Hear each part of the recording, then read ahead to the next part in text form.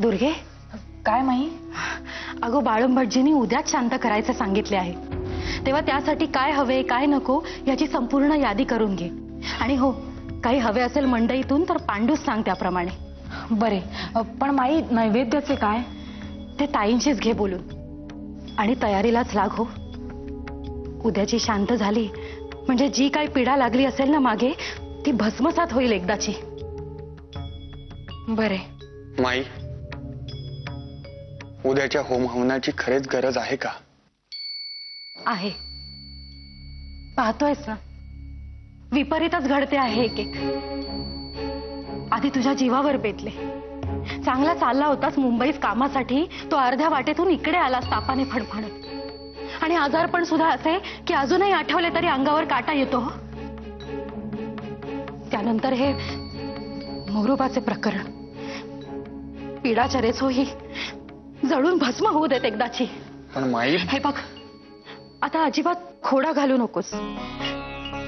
असे समज की ही शांत झाल्याने आमच्या मनात शांती मिळेल.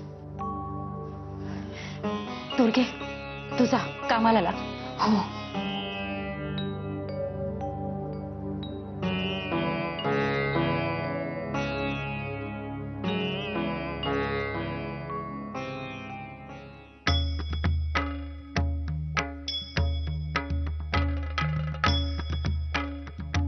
त्या मोरोबाच्या मनात असले काही दिसते आहे म्हटल्यावर त्याच्या थाऱ्यालाही उभे राहायला नको होतेस तू. पाहिलंच ना काय झाले ते. बाळम भटजींनी धमकी दिली आहे त्यांच्या वाड्याच्या आसपासही फिरकावयाचे नाही म्हणून. गावातून मोठे धाडस करून तुला येथे आणले का, तर माधवरावांचा पाठिंबा मिळेल. पण आता त्यांच्याच घरातून हकालपट्टी झाली.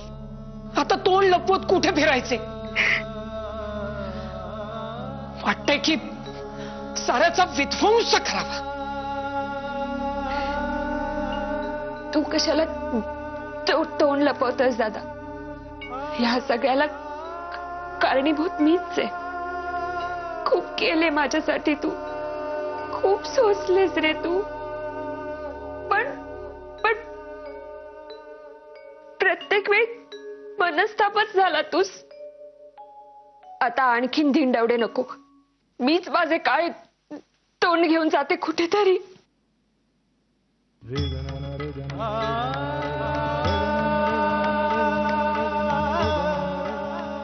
तरी माझे मन मला अगदी बरोबर सांगत होते हो. काय झाले सुभद्रा काकू? विचारताईस, मी सांगितले होते हो तीस. हो पण काय? अगो हेच की आम्हाला इथून आता हळूहळू आमचा गाशा गुंडाळायला लागणार. अगो बाई, असे कसे? कुणाची झाली एवढी हिंमत तुम्हाला इथून जा म्हणून सांगावयाची? अगो कुणी सांगावयास कशाला हवे माई? काळाची पावलेमुळे माणसाने ओळखावीतच हो. हे बघा वहिनी, काय ते नीट मेचके सांगा.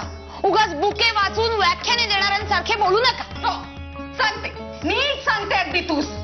ताई, आधी मी विचारते ना त्या प्रश्नांची उत्तर दे मला. विचार. आता मला सांग, इतके वर्ष वाड्यावर सत्ता कुणाची होती? भाऊसाहेबांची आणि माईची. हो ना. आता नशिबाने भाऊसाहेब काही राहिले नाहीत आपल्यात. तेव्हा आता कायद्याने कुणाची सत्ता हवी वाड्यावर? माईची. हो ना. छे छे, माझी नव्हे, नात्याने वडील असलेल्या ताईंची. अगो तुझी असो नाही तर तिची असो, पण त्या काल आलेल्या नखा एवढ्या चिमुरड्या रमेची तर नाही ना. अगो बाई, आता काय झाले? काय केले रमेने? अगो काय केले म्हणजे काय? अगो एवढे सगळे रामायण झाल्यानंतर देखील ही रमा त्या मोरूस काय म्हणाली माहितीये? म्हणाली, तुमचे आणि त्या मुक्तेचे लग्न लावून देण्याची जबाबदारी आता माझ्या शिरावर आहे म्हणे. काय? अगो बाई,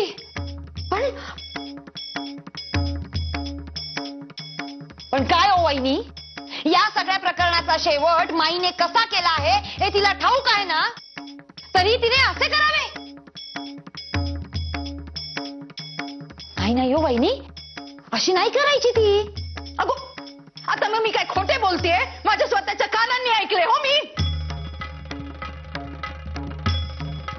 अगो बाई, काय म्हणावे तरी काय हीच? नाही, आता हिने मर्यादा ओलांडायचे ठरवलेलेच दिसते. नाही तर काय, हे सगळे त्या बुकांचेच परिणाम आहेत हो माई. नाही, आता मात्र हिला इंगात दाखवायलाच हवा. हे बघा ताई, असा एकदम डोक्यात राग घालून घेऊ नका. मला वाटते की आपण जरा धीराने घ्यावयास हवे. कारण रमा माझी क्षमा मागून गेली होती. अहो, सारे काही वडीलधाऱ्यांच्या मर्जीने होईल असे मला पटवून गेली होती ती. तिने क्षमा मागितली आणि यांनी क्षमा केली. असेच असते गो माई. उलट म्हणून उत्तरे द्यायची नाहीत, म्हणजे बोलणारा आपोआप थकतो. नाही तर काय, आणि वर क्षमा मागायची म्हणजे माई नाही. तुझ्यासारखा जो कोणी असेल ना, तो लागलीच विरघळून जातो. आणि मग यांचे पहिले पाडे 55 चालू. आठवते ना ताई, त्या दिवशी आपल्याला स्वयंपाकघरून कसे अलगद बाहेर काढले होते तिने. एके दिवशी ना आपल्या सगळ्यांना घरातून अशीच काढेल बाहेर. आणि पहिली वेळ आमच्या चोरी यायची.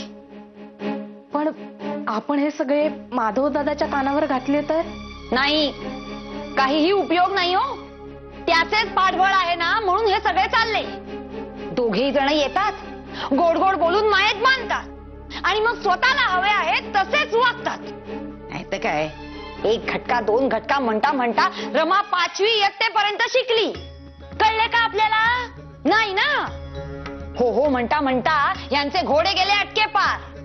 पण आता मात्र जर लगाम ओढला नाही तर मात्र आपले काही खरे नाही. बरोबरच आहे तुमचे. कुठे आहे ही रमा? आपल्याला डावलून त्या मोरूचे लग्न विधवेशी लावायला निघाली काय? बघतेच मी तिला. चला ओ वहिनी, चल गो.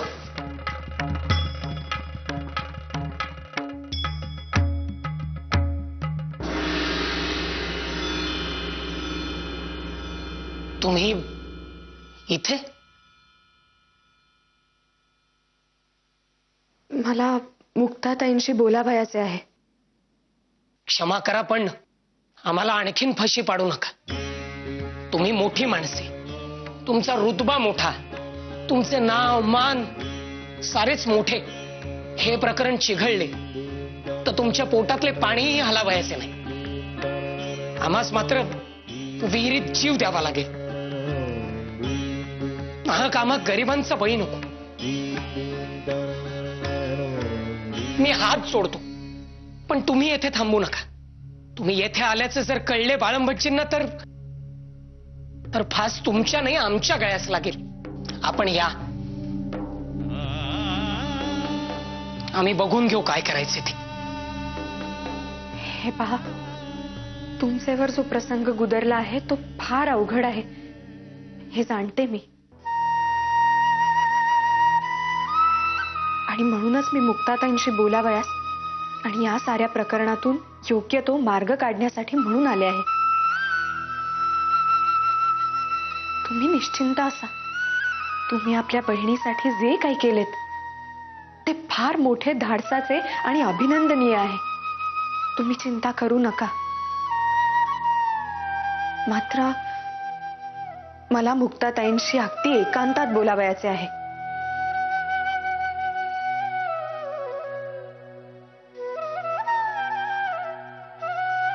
आबा भाऊजी, तुम्ही यांना घेऊन बाहेर थांबा. अहो पण विश्वास ठेवा माझ्यावर. चला.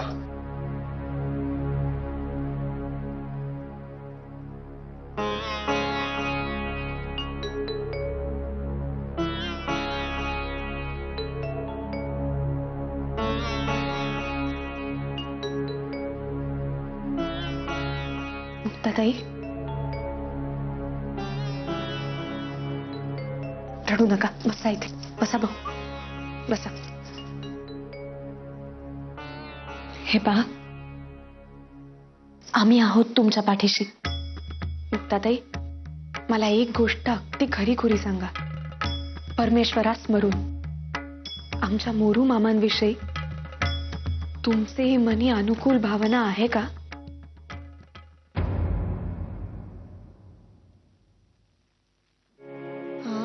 आणि बाळंभटजींनी जे काही तुमच्या पूर्वायुष्याविषयी सांगितले ते ते सारे खरे ना?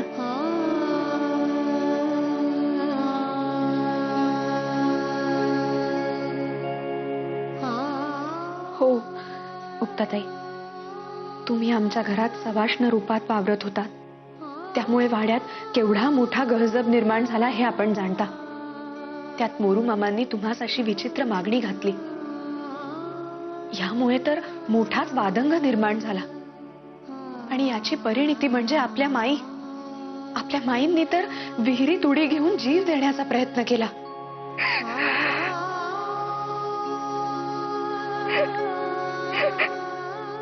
नाही, हे पहा, तुम्ही रडू नका आणि स्वतः अजिबात दोषी समजू नका. आपण यातून मार्ग काढू, नक्की मार्ग काढू. परंतु आमच्या घरातील वातावरण निवळेपर्यंत आपल्याला धीर धरावा लागेल. कोणताही वेडावाकडा विचार किंवा घायकुतेपणा करून चालणार नाही. आले ना ध्यानात? स्वतः या प्रकरणात जातीने लक्ष घालतील. परंतु एकदा का वातावरण निवळले की मगच ठोस पाऊल उचलता येईल, होय ना? मात्र तोवर तुम्ही धीर सोडायचा नाही. आम्ही तुमच्या पाठीशी आहोत हेच सांगण्यासाठी आले आहे मी येथे. परंतु मुक्ताताई, मी घरी वडील बायकांची परवानगी न घेता परस्पर येथे आले आहे. त्यामुळे येथे मला जास्त वेळ थांबता यायचे नाही. वडील बायकांना मी येथे येण्याचे कारण उमजेलच आणि मग मात्र आणखीन गहजब होईल. तेव्हा आता मला निघावयास हवे. येऊ मी?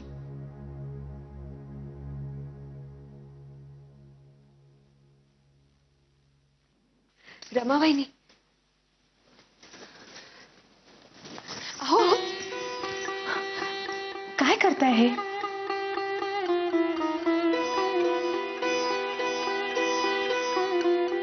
नाही,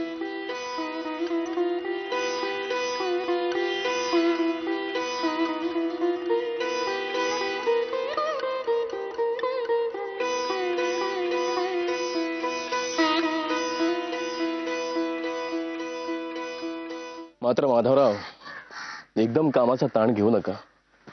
एकदा लिहिणे वाचणे सुरू झाले म्हणजे तुमचे भान हरवते. त्यातून उद्या तुम्ही नाशकाच प्रयाण करायचे म्हणत आहात. कशासाठी इतकी घाई करताय? जरा आराम केला असत तर बरे झालं. आराम आता नाशकात जाऊनच करू. येथील आराम हा आजारासारखाच वाटतो आहे आम्हास. नेमके काय चालते माधवराव? मगाशी आम्ही तुम्हास आणि सार्वजनिक काकांस मुक्ता आणि मोरू संबंधाने जी काही हकीकत सांगितली. माधवराव, काळजी कशासाठी करताय? एकदा सार्वजनिक काका आणि सार्वजनिक सभेने त्या मुलीची जबाबदारी घेतली म्हणजे विषय संपला. रमाबाईंनी त्याच वातावरण निवळेपर्यंत धीर धराव्यास सांगितले आहे ना? होय. मग चिंताच नको. 2 दिवसात काका त्यांच्याशी बोलून सर्व सोय करतील. शक्य झाले तर त्यांचे बिराड दुसरीकडे हलविले तर त्यांचे वरील दडपणही कमी होईल. तुमच्या घरी ती मुलगी वावरली तेव्हा तिने भावाच्या दबावाखाली घेतलेल्या सवाष्णीच्या सोंगाचे तिच्या मनावर मोठेच दडपण असेल. तुम्ही चिंता करू नका माधवराव. मुक्ताची जबाबदारी सार्वजनिक सभेने घेतली म्हटल्यावर मनास थोडा विसावा मिळाला आहे. परंतु आमच्या घरात जे काही चालू आहे त्यामुळे मन उद्विग्न झाले आहे. आधी मुक्तेचे गुणी म्हणून कौतुक केले. दिवसभर ती आमच्याच घरात असायची. परंतु आता तिची ही दुर्दैवी अवस्था समजल्यानंतर तिच्याविषयी सहानुभूती वाटण्याऐवजी तिला धर्म बुडवणारी आणि अवलक्षणी बाई ठरवून तिच्या वावरामुळे सारे घर विटाळले आहे अशी हाकाटी सुरू केली आहे. आणि इतकेच नव्हे तर घर शुद्ध करण्यासाठी होम हवन आणि शांत करण्याचाही घाट घातला आहे.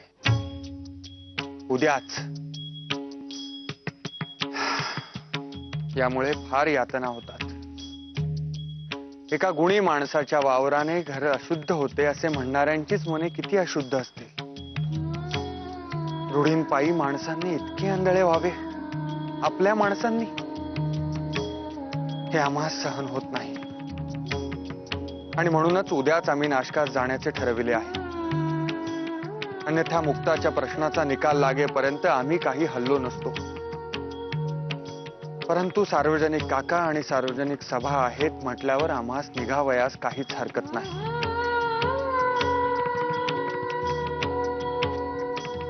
माधवराव,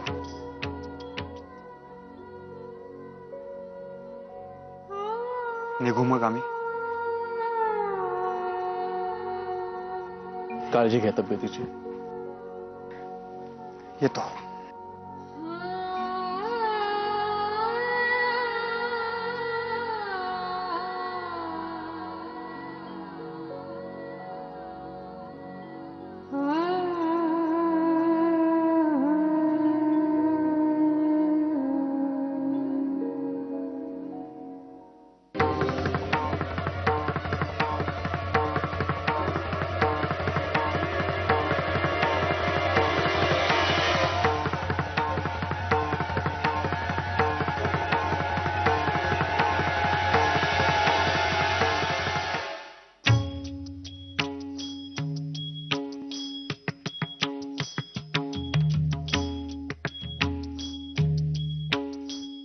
थांब रमेश.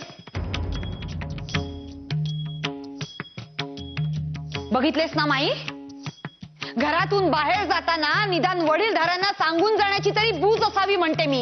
हिने तर सगळी रीत भात गुंडाळूनच ठेवलीये.